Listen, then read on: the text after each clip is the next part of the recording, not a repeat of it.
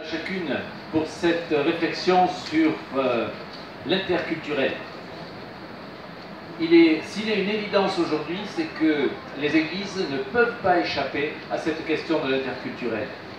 À part peut-être dans certains petits villages de France, dans toutes les églises, il y a des gens de cultures différentes. Toutes les églises sont en relation avec des cultures autres que celles du lieu où on se trouve.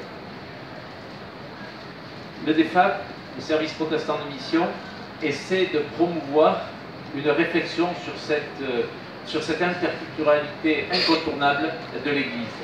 Et pour ce faire, nous le faisons avec d'autres. On ne peut pas réfléchir à l'interculturel tout seul.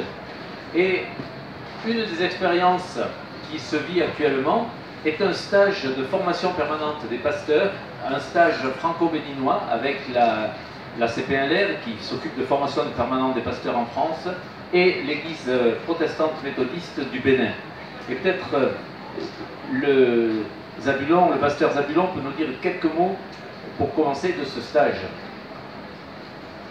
Bien, merci. Pour bien comprendre le thème, nous allons d'abord définir ce que c'est que la culture.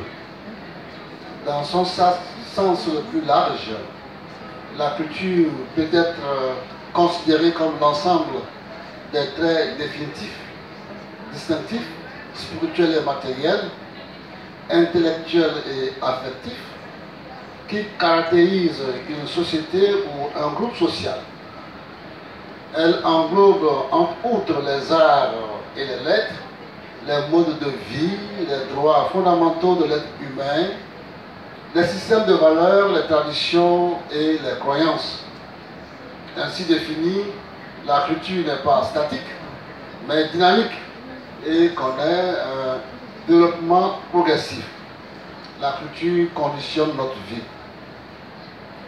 Et aujourd'hui, vous êtes d'accord avec moi que plus jamais les humains ont une telle conscience de leur unité et de leur interdépendance.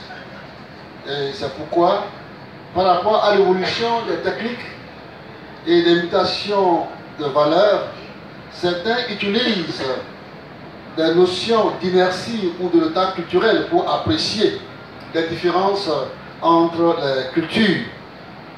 Et c'est pourquoi l'Église aujourd'hui comprend que les cultures doivent se rapprocher pour regarder dans la même direction. Et voilà pourquoi la nécessité de s'interroger sur les traits culturels devient indispensable. Et le DEFAP saisit cette opportunité pour que les églises d'Afrique et de l'Europe, en particulier du Bénin de France, regardent vers la même direction.